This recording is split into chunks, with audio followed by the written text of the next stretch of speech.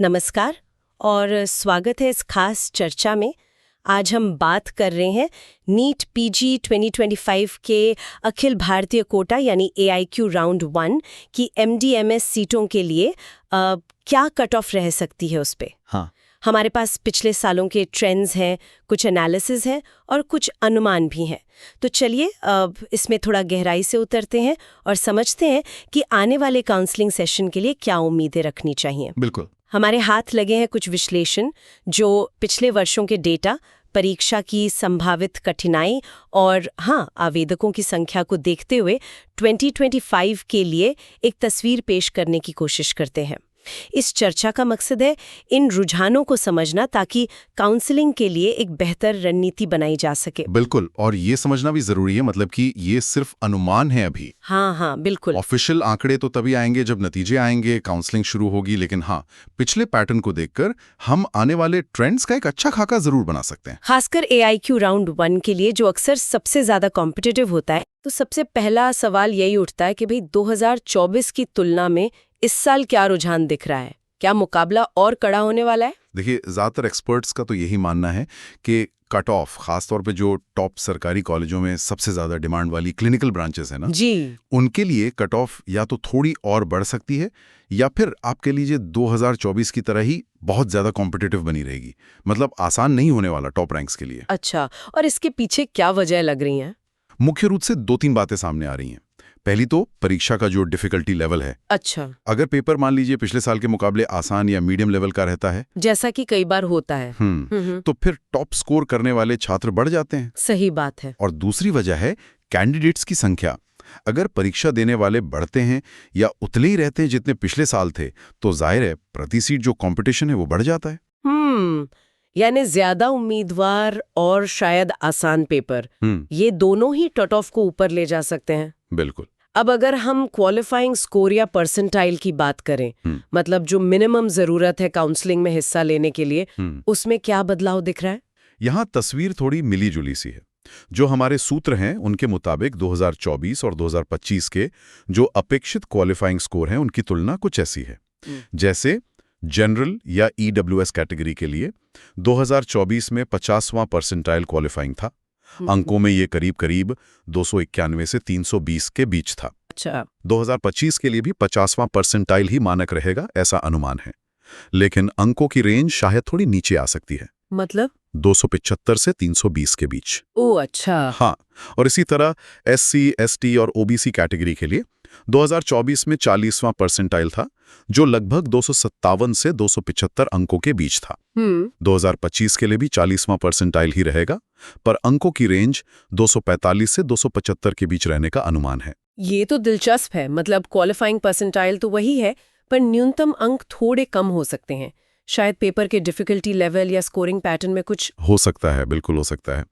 लेकिन ये याद रखना होगा कि ये सिर्फ क्वालिफाइंग स्कोर है। ये सीट की गारंटी नहीं है। बिल्कुल नहीं, असली खेल तो रैंक का है। बिल्कुल सही कहा। तो चलिए अब सबसे जरूरी मुद्दे पर आते हैं, जो अलग अलग स्पेशलिटीज हैं उनकी अपेक्षित क्लोजिंग रैंक क्या हो सकती है। और हम बात कर रहे हैं AIQ राउंड 1 की जनरल कैटेगरी के लिए। यहाँ अंकों से ज्यादा शायद AIR यानी अखिल भारतीय रैंक पर ध्यान देना ठीक रहेगा। वो ज्यादा स्थिर होती है शायद। बिल्कुल। रैंक एक ज्यादा भरोसेमंद पैमाना है क्योंकि वो आपका रिलेटिव परफॉर्मेंस दिखाता है, सिर्फ स्कोर नहीं। तो चलिए कुछ जो मेन ब्रांचेस हैं उनके 2024 के अनुमानित क्लोजिंग रैंक और 2025 के लिए क्या उम्मीद है उस पर नजर डालते हैं। AIQ round 1 general category. हाँ। शुरुआत करते हैं सबसे ज्यादा डिमांड वाली ब्रांच से, MD रेडियो डायग्नोसिस। ओहो, सबकी नजर इसी पर रहती है। बिल्कुल। 2024 में इसकी क्लोजिंग रैंक लगभग 1000 के अंदर थी। 2025 में अनुमान है कि ये और भी कड़ी हो सकती है और रैंक शायद 800 से 1100 के बीच ही सिमट जाए। यहाँ कंपटीशन सबसे ज्यादा है। बाप रे, 800 से 1100, मतलब देश के टॉप लगभग 0.5% छात्रों में आना होगा राउंड 1 में रेडियो डायग्नोसिस पाने के लिए। लगभग यही समझ लीजिए। ऐसा क्यों है वैसे? रेडियो की डिमांड इतनी क्यों बढ़ गई है? देखिए, इसके कई कारण बताए जाते हैं।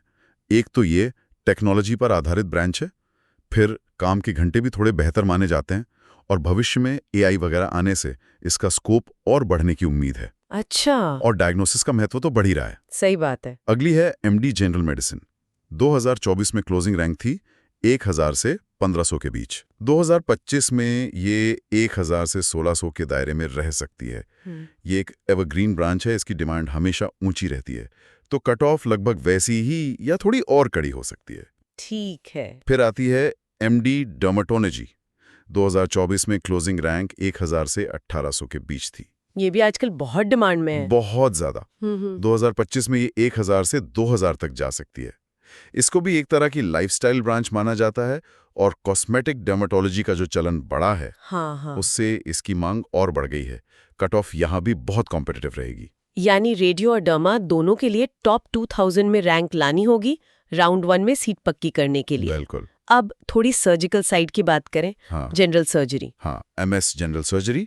2024 में क्लोजिंग रैंक 3000 से 4500 के बीच थी। 2025 में ये 3000 से 4800 के बीच रह सकती है। इसकी मांग भी ऊंची है, पर रेंज थोड़ी बड़ी है यहाँ। ठीक है। पीडियाट्रिक्स। एमडी पीडियाट्रिक्स यानी बच्चों के डॉक्टर। 2024 में 3500 से 5000 की रेंज थी। 2025 में भी अनुमान है कि ये 3500 से 5200 के आसपास रहेगी। यहाँ मांग और कट ऑफ काफी स्टेबल दिख रही है। अच्छा। और ऑर्थोपेडिक्स, हड्डी रोग।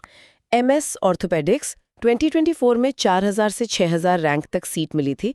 2025 में भी ये 4000 से 6200 के बीच रहने की उम्मीद है।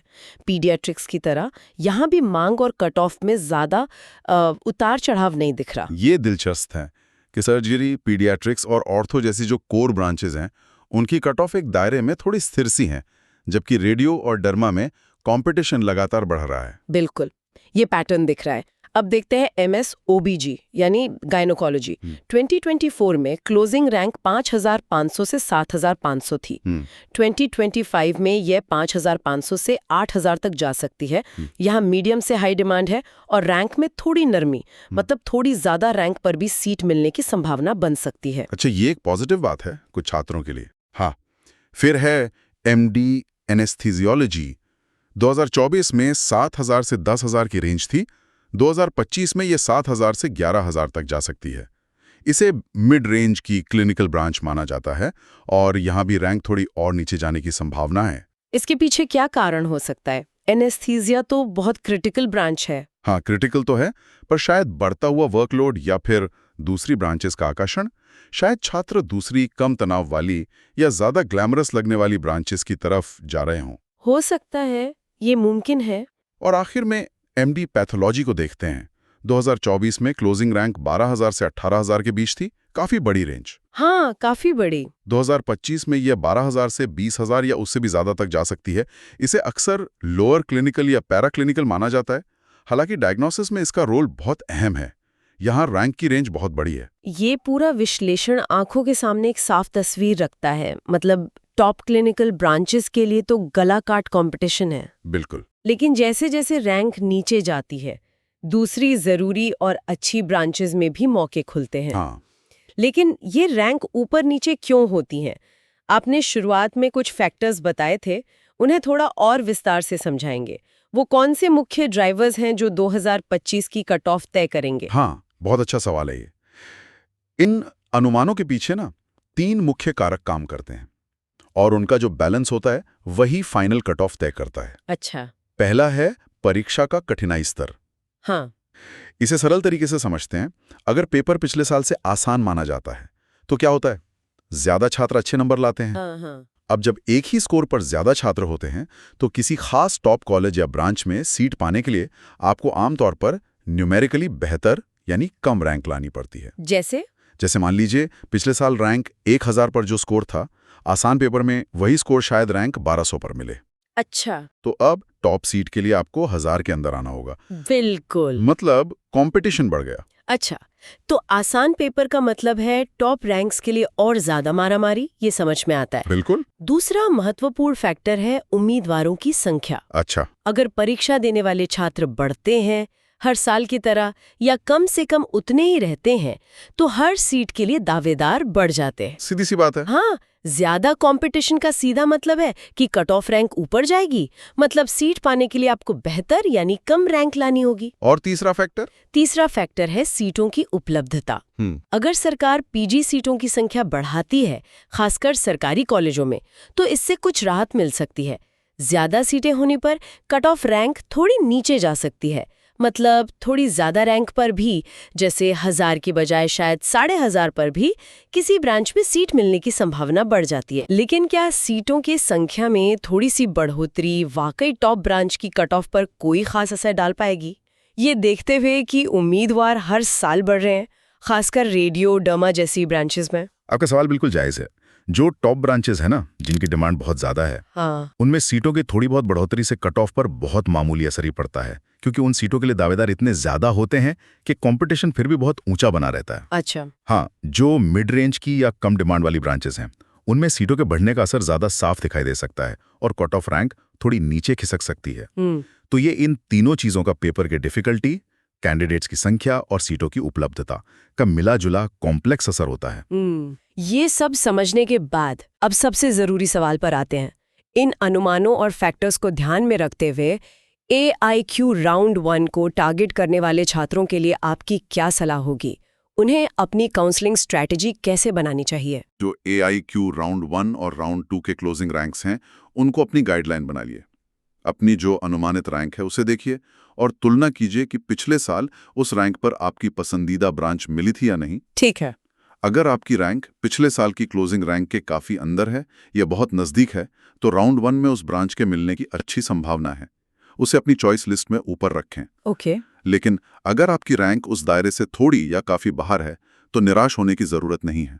यहीं पर स्ट्रैटेजी काम आती है। अच्छा। हाँ, याद रखें कि राउंड 1 के बाद राउंड 2 होता है, फिर मॉपअप राउंड भी होते हैं। ये मॉपअप राउंड बेसिकली खाली रह गई सीटों को भरने के लिए होते हैं। हाँ। इन बाद के राउंड्स में कट ऑफ अक्सर काफी नीचे जाती है, क्योंकि कई छात्र अपनी राउंड 1 की सीट छोड़कर अपग्रेड करते हैं या स्टेट कोटा में चले जाते हैं। तो जैसे वो उदाहरण था, मान लीजिए किसी की रैंक 8000 है, जनरल कैटेगरी, उसे राउंड 1 में क्या करना चाहिए? क्या उन्हें टॉप पर जनरल मेडिसिन भर देना चाहिए ये सोचकर कि शायद किस्मत चमक जाए? नहीं, देखिए, जनरल मेडिसिन की राउंड 1 क्लोजिंग रैंक हमने देखी 1600 के आसपास रहने का अनुमान है। हाँ। 8000 रैंक पर राउंड 1 में इसका मिलना मतलब लगभग नामुमकिन है। ऐसी सिचुएशन में टॉप चॉइस में जनरल मेडिसिन भरना सिर्फ एक ऑप्शन बर्बाद करना होगा। सही बात है। 8000 रैंक वाले कैंडिडेट को ज्यादा प्रैक्टिकल होना चाहिए। उन्हें उन ब्रांचेस को प्रायोरिटी देनी चाहिए जिनकी क्लोजिंग रैंक उनके दायरे में आ सकती है। जैसे हमने देखा MS OBG 8000 तक या MD एनेस्थीसियोलॉजी 11000 तक राउंड 1 में संभावित विकल्प हो सकते हैं। या फिर अच्छी पैराक्लिनिकल ब्रांचेस जैसे पैथोलॉजी 20000 प्लस तक पर विचार कर सकते हैं। असल में इस रैंक पर राउंड 1 में टॉप क्लिनिकल ब्रांच की उम्मीद करने के बजाय स्ट्रैटेजी ये होनी चाहिए कि राउंड 2 या मॉपअप राउंड में एक अच्छी सीट सिक्योर की जाए, या फिर अपने स्टेट कोटे की काउंसलिंग पर फोकस किया जाए, जहां मौके बेहतर हो सकते हैं। बिल्कुल, यानी अपनी सपनों की ब्रांच को ध्यान में जरूर रखें, लेकिन चॉइस फिलिंग करते समय अपनी रैंक के प्रति ईमानदार रहें। उन ऑप्शंस को ऊपर रखें जिनके मिलने की वास्तविक संभावना है। हाँ। और फिर धीरे धीरे नीचे उन ऑप्शंस पर आएं जो आपकी पसंद तो है, लेकिन रैंक के लिहाज से मुश्किल है। इसे ही शायद स्ट्रेटेजिक चॉइस फिलिंग कहेंगे। एकदम सही कहा। अपनी रैंक के अनुसार 15-20 प्रैक्टिकल ऑप्शन सोच समझ कर भरें, बजाय इसके कि टॉप 5 चॉइस ऐसी भर दी जिनका मिलना लगभग असंभव है। तो आज की इस गहरी बातचीत का निचोड़ यही निकलता है कि नीट पीजी काउंसलिंग, खासकर AIQ राउंड 1 में सफलता के लिए सिर्फ अच्छी रैंक ही काफी नहीं है, बल्कि एक सोची समझी, यथार्थवादी और डेटा आधारित रणनीति भी जरूरी है। बिल्कुल। पिछले साल के ट्रेंड्स को समझें, अपनी रैंक का सही आकलन करें और अपनी पसंद को प्राथमिकता दें, लेकिन प्रैक्टिकल रहते हुए। बिल्कुल। और ये याद रखना भी जरूरी है कि ये सिर्फ राउंड 1 की कहानी है। काउंसलिंग एक मैराथन है, स्प्रिंट नहीं। वाह, क्या बात कही। धैर्य रखें, हर राउंड की कट ऑफ पर नजर रखें और सोच समझकर फैसले लें। कई बार राउंड 2 या मॉपअप में उम्मीद से बेहतर मौके मिल जाते हैं। ये बहुत अहम बात है। धैर्य और सही जानकारी दोनों ही इस प्रक्रिया में बहुत जरूरी है। बिल्कुल। और अंत में एक विचार छोड़ जाता हूँ सोचने के लिए। हाँ, जरूर। हम देख रहे हैं कि मेडिकल फील्ड में सुपर स्पेशलाइजेशन लगातार बढ़ रहा है, नई नई सब स्पेशलिटीज आ रही हैं। भविष्य में इसका जो स्थापित ब्रांचेस हैं, जैसे मेडिसिन, सर्जरी, रेडियोलॉजी, उनकी कट ऑफ पर क्या असर पड़ेगा? क्या नई उभरती हुई स्पेशलिटीज इन पारंपरिक टॉप ब्रांचेस की चमक को फीका करेंगी, या कंपटीशन और भी बढ़ जाएगा और कॉम्प्लेक्स हो जाएगा? ये उन फैक्टर्स से परे है जिन पर हमने आज बात की, लेकिन ये देखना दिलचस्प होगा कि आने वाले सालों में छात्रों की प्राथमिकताएं कैसे बदलती हैं। ये वाकई एक दिलचस्प सवाल है जो भविष्य की दिशा तय कर सकता है।